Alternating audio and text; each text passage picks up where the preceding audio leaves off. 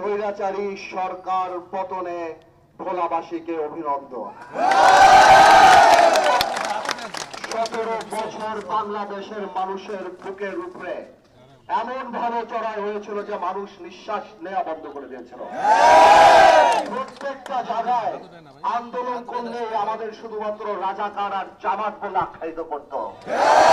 সেটা করতে করতে কোমলমতি শিশুদেরকেও যখন করে সেই প্রেসার আর সহ্য করতে পারে নাই। তাই ভেঙে গিয়েছে বাংলাদেশ থেকে গত সরকার। ভাইয়েরা আমার, এই বৈষম্য বিরোধী ছাত্র আন্দোলনে ছাত্র জনতার এই লড়াই, ছাত্র জনতার এই আন্দোলনে যারা শহীদ হয়েছে তাদেরকে আমি শ্রদ্ধার সাথে স্মরণ করি। আমরা তাদের আত্মার মাগফিরাত কামনা করি। তবে এতটুকু বলতে হবে, তাদের শহীদের বিনিময়ে আমরা যে সরকার পেয়েছি, সামনে যে স্বপ্ন দেখার সুযোগ পেয়েছি, আমাদের কোনো কর্মকাণ্ড যাতে সেই আত্মত্যাগকে অপমান না করে। ভাইয়েরা আমার, আপনারা জানেন সেই 17 বছরে কত অত্যাচারিত মানুষ হয়েছে। 300 আসনে 300টা জল্লাদ তারা উঠেছিল। এমন কোন অপকর্ম নাই এই আওয়ামী লীগের দালাল আর আওয়ামী লীগের স্বৈরাচারী সরকারের এমপিরা বাংলাদেশে করে নাই। 17 বছরের এই অন্যায়ের কথা আমি 17 মিনিটে শেষ করতে পারবো না। আমি শুধু অল্প কিছু কথা বলছি। আমি সব সময় বলি, বড় নেতা হওয়ার চেয়ে ভালো মানুষ হওয়া অনেক বেশি জরুরি। আজকে আওয়ামী লীগ সরকারের এই পতন আমরা করি নাই। আওয়ামী লীগ এই সরকারের পতন বৈষম্য বিরোধী ছাত্র আন্দোলন করে নাই। আওয়ামী লীগ সরকারের পতন করেছে আল্লাহ তাআলা। এই অহংকার, আল্লাহ বারবার বলেন, আমার জমিনে অহংকারের সাথে হেঁটো না। তুমি জমিন বিভিন্ন করতে পারবা না, আকাশ ছিদ্র করে উপরে উঠতে পারবা না। আল্লাহ দম্ভকারীকে পছন্দ করে না। আজকে আল্লাহ এই শিক্ষা দিয়ে দিয়েছে, আমাদের ওই শিক্ষা নিতে হবে। কিন্তু ভাইয়েরা আমার, এখন ডক্টর ইউনূস সরকার এসেছে, আমরা এই সরকারের পাশে আছি। আমরা বারবার বলেছি, রাষ্ট্র মেরামতের জন্য যত সময় দরকার আপনি নিন, আমরা আপনার পাশে থাকবো। এই একই সময় আমাদের মাথায় রাখতে হবে, আমরা জানি জল্লাদে রূপান্তরিত না হই। আজকে হিন্দু সম্প্রদায় থেকে আরম্ভ করে কোন দুর্বল মানুষের প্রতি জানি ভাই আমরা অত্যাচার না করি। একটা কথা বলে, এই অত্যাচার করলে আল্লাহর আরশ কেঁপে উঠবে। এই বিচার কিন্তু আমাদেরও হবে এই বাংলার মাটিতে, আমি বলে দিলাম। আমি সবাইকে অনুরোধ করব, অত্যাচারীর কোন জায়গা ভোলাতে ঠাঁই হবে না। সেটা ভোলা সদর আসন হোক, দৌলতখাঁ বড় নদী হোক, তজিমুদ্দিন লালমোহন হোক, চরভেশন আর মনপুরা হোক। আমি বলে দিচ্ছি ভাই, আপনারা অনুগ্রহ করে কারো উপর অত্যাচার করেন না। মানুষের ভোটের অধিকার আমি আশা করি খুব শীঘ্রই আসবে। মানুষ ভোট দেবে, মানুষ তার নেতা বানাবে। মনে রাখবেন, এইটা কিন্তু আমাদের ক্ষমতা না, এটা আমাদের দায়িত্ব মানুষের জন্য কাজ করা। আমরা 17 বছর অত্যাচারিত হয়েছি, আমরা জানি আর নিজেদের দ্বারা অত্যাচারিত না হই। আপনারা দেখেন অত্যাচারিত কি হয়।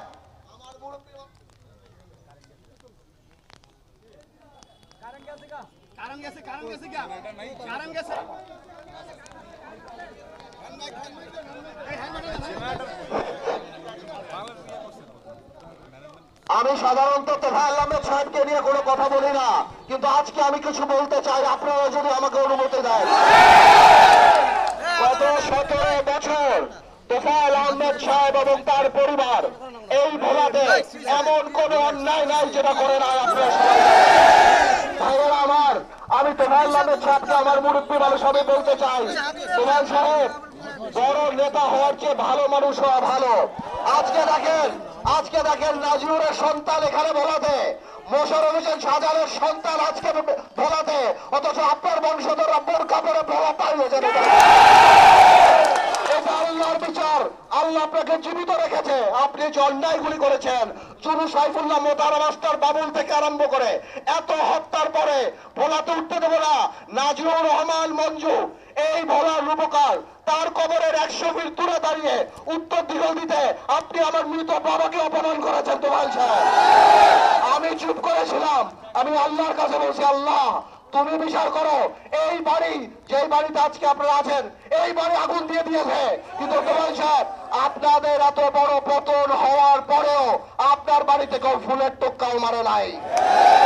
এইটাই আপনার সাথে আমাদের পার্থক্য।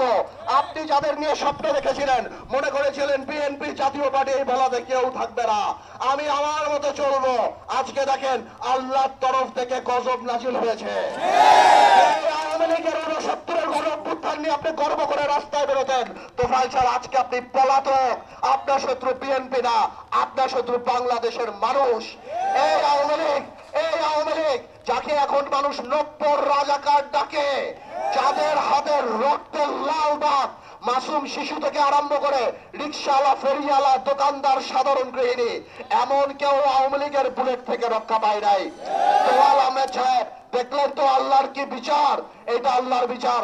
আপনাকেও বলি, সারা জীবন যে অহংকার করেছেন, একে মামলা দেওয়া, ওকে মামলা দেওয়া, ওর বাড়ি থেকে উঠায় নিয়ে আসা, ওর জমি দখল করা, ওর লঞ্চের পারমিট বাতিল করা, একে এই করা, ওকে সেই করা, আজকে দেখলেন তো আল্লাহর খেলা।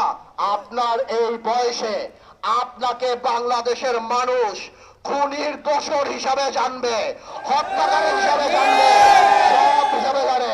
আমি বলতাম না আপনাকে, আল্লাহর বিচার অপেক্ষা করছে। দেখেন আল্লাহর বিচার চলে আসছে। আপনি এত বিক্রি করতেন আওয়ামী লীগকে, আপনি সংসদের, আমার মনে পড়ে বলছিলেন আপনার নাকি নিজামীর, আপনার নাকি মুজাহিদা তার হাতের গাড়িতে পতাকা দেখে আপনার লজ্জা লাগে। হ্যাঁ লাগতে পারে, মুক্তিযোদ্ধাদের লাগতে পারে, সাধারণ মানুষের লাগতে পারে, কিন্তু তোফাল সাহেব আমার এখনো মনে পড়ে আপনার মুখে এই কথা মানায় না। কারণ আপনি ছিলেন যে খুনি ভুট্টারে নিয়ে 74 সালে স্মৃতিসৌধে গেছিলেন, মানুষ এগুলি ভুলে নাই। আপনার এরকম হিপোক্রেসি, আপনি দাবি করছিলেন বঙ্গবন্ধুর নাম নাকি আপনি দিয়েছেন, সবাই বের হয়ে গেছে, বঙ্গবন্ধুর নাম আপনি দেন নাই। আপনি মুরব্বী, আপনাকে এই জন্য অনেক কথা বলে নাই। আপনাকে এবং আপনার বংশধরকে এতটুকু বলে দিতে চাই, এত মামলা ইনশাল্লাহ আপনাদের নামে হবে। 200 বছর শুধু আপনি মনে করছিলেন টাকা দিয়ে সব ম্যানেজ করবেন। আমি কয়েকদিন আগে এসএটিভিতে বলছিলাম না, আল্লাহ টাকা খায় না। আপনার বিচার আল্লাহ করবে, আপনার বংশধরদের বিচার আল্লাহ করবে। আপনি যে চোর বংশধর রেখে গেছেন, তাদের বিচারে বলার মাটিতে হবে। এবং আমরা দেখবো এমন উদাহরণ সৃষ্টি করবো ইনশাআল্লাহ এই ভোলাতে, আগামীতে কেউ আর মানুষের ক্ষতি করার, বাড়ি গাড়ি লুট করার, কারো মহিষ খেয়ে ফেলার, কারো জমি খেয়ে ফেলার, কারো গরু ফেলার, এই চিন্তা আর কেউ আগামীতে করবে না। ভাইয়েরা আমার, এই বৃষ্টিতে আপনারা সবাই আমার জন্য অপেক্ষা করছেন, আপনারা দোয়া করবেন। আমরা জানি আওয়ামী লীগের এই পতন থেকে শিক্ষা পাই, আমরা জানি বুঝি এই ক্ষমতা আমাদের কাছে আমানত, আমরা জানি অহংকারী না হয়ে উঠে, আমরা জানি দুর্নীতিবাজ না হয়ে উঠে। আল্লাহ তাআলা ক্ষমতা দিক আর না দিক, আওয়ামী লীগের মতো এত অসম্মানী যাতে না দেয়। আপনারা সবাই ভালো থাকেন, ইনশাআল্লাহ সংগঠিত হন। যখন সঠিক সময় আসবে তখন নির্বাচনের ডাক আমরা দেব, তখন আমরা বলে দেব। আপাতত এই তোফাল আহমেদ বলেন বা আওয়ামী লীগ সরকারের এই অত্যাচার নিয়ে আমরা এখান থেকে শিক্ষা গ্রহণ করে। দেখেন আরেকটা কথা বলি, আমি আসার আগে দেশনেত্রী খালেদা জিয়ার ওখানে দেখা করতে গেছিলাম, আমার এত কষ্ট লেগেছে। আজকে ওনার মতো মানুষও বিদেশে চিকিৎসা করতে দিতে যায় নাই। আমি একদিন বলছিলাম যে প্লেনে উঠতে পারবে না, তাই হেলিকপ্টার করে যাইতে হয়েছে ইনশাআল্লাহ। তারেক রহমান স্ত্রী, তাদের নব মানুষে এত হাজার মামলা দিয়েছে। আমি যখন রিমান্ডে ছিলাম আমি দেখছি বাচ্চাদের ছেলেদের ধরে নিয়ে আসছো। আমি স্বাধীনতা যুদ্ধ দেখি নাই, আমি পাকিস্তানের অত্যাচার দেখি নাই। রাত হলে আমাদের বুক কাঁপতো, চোখ বেঁধে ভালো ভালো নেতাদেরকে চোখ বেঁধে হাতে হ্যান্ডকাপ পরিয়ে নিয়ে যে মারতো। এই নূরের মতো একটা বাচ্চা ছেলের আপনারা দেখেন নাই কি মারছে।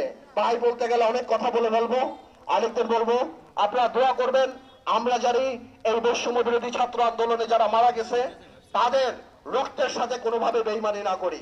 আরেকটা কথা বলা নিয়ে অল্প কিছু বলবো আমি, গ্যাসের চিন্তা করবেন না, ইনশাল্লাহ আমি এই ব্যাপারটা দেখবো। আপনারা চিন্তা করবেন না, কোনো অন্যায় হবে না। এই সরকার শুধুমাত্র রুটিন কাজ করে, এরকম কোনো কাজ করে না। তারপর আমি আমার জায়গা থেকে যারা আছে, ভোলার গ্যাস ভোলার মানুষ আগে পাবে ইনশাল্লাহ। আমরা এখনো ক্ষমতায় যাই নাই, বাট তারপরও ইনশাল্লাহ আপনাদের দোয়ায় যে গ্রহণযোগ্যতা আমার আছে, আমি সেটা দিয়ে যারা উপদেষ্টা আছে তাদের সাথে কথা বলবো, যথাসম্ভব যা করার ভোলার মানুষের জন্য যা করার তাই করব। আপনারা আমার জন্য দোয়া করবেন, আমার বাবার জন্য দোয়া করবেন, ইনশাল্লাহ, দোয়া করবেন ইনশাল্লাহ। আপনাদের মান সম্মান জানি ধরে রাখতে পারে ইনশাল্লাহ। আল্লাহ